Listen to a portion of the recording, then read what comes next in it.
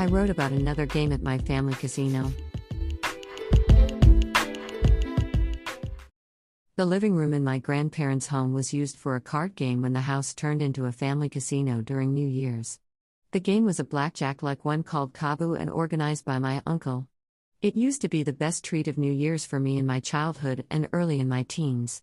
Unlike Mortar Roller I had introduced before, this game was played seriously and intensely because it was for high stakes.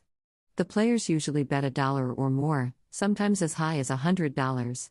The farther into the night it got, the higher the bet went. The family members would leave the table one by one, as the higher bet would make them tense and deprive them of pleasure.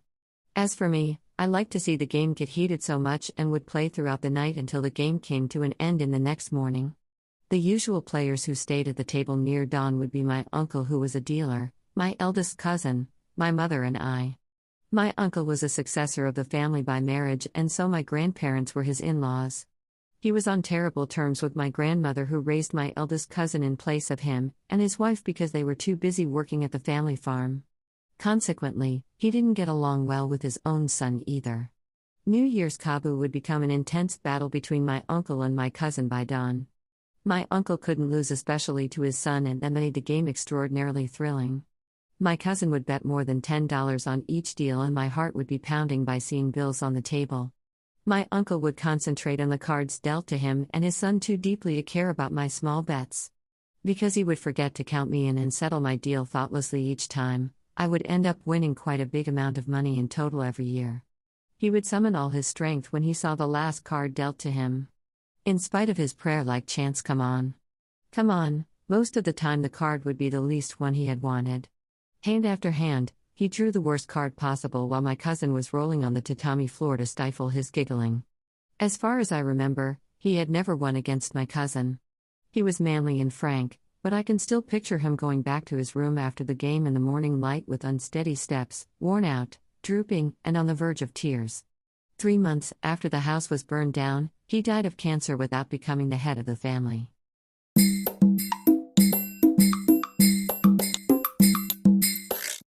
Audiobook, Japanese Dream by Hidemi Woods, on sale at online stores or apps. Apple, Audible, Google Play, Nook Audiobooks, 43 available distributors in total.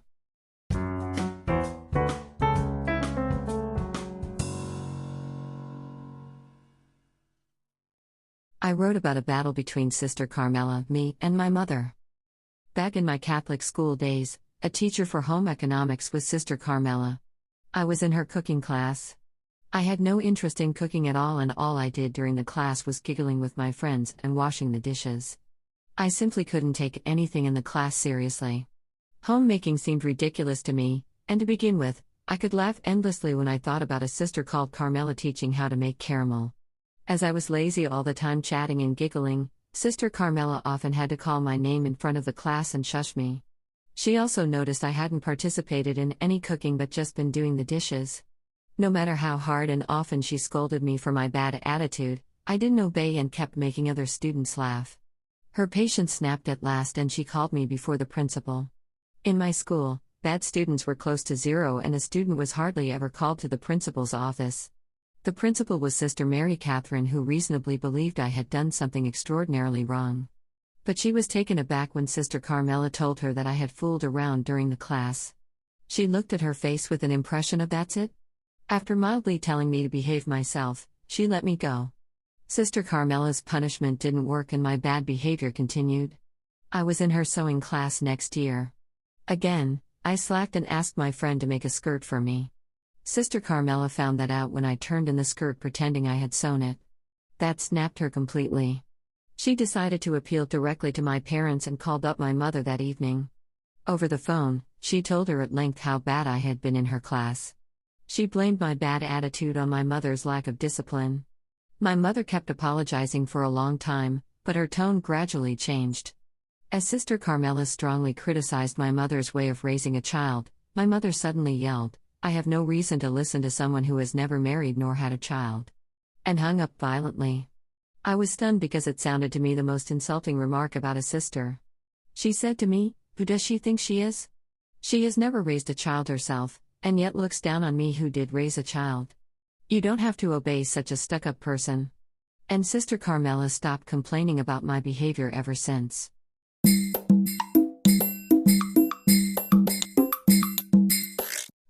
Audiobook, Japanese Dream by Hidemi Woods on sale at online stores or apps.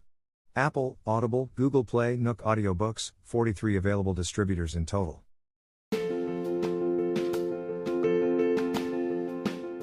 Audiobook, The Family in Kyoto, One Japanese Girl Got Freedom by Hidemi Woods on sale at online stores or apps. Apple Books, Google Play, Audible, 43 available distributors in total.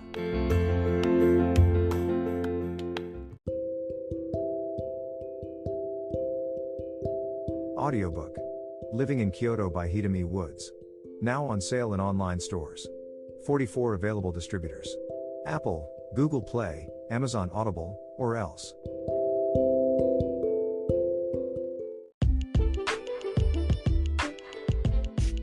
英語聞き流しリスニング、英語テキストと MP3 ダウンロード、その他の物語はホームページからお聞きいただけます。88thpp.com 88thpp.com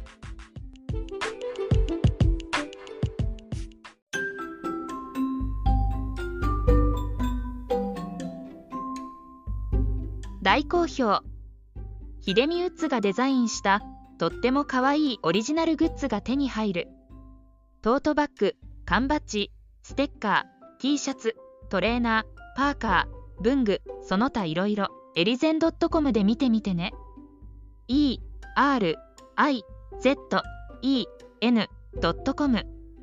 ERIZEN.com エリゼン .com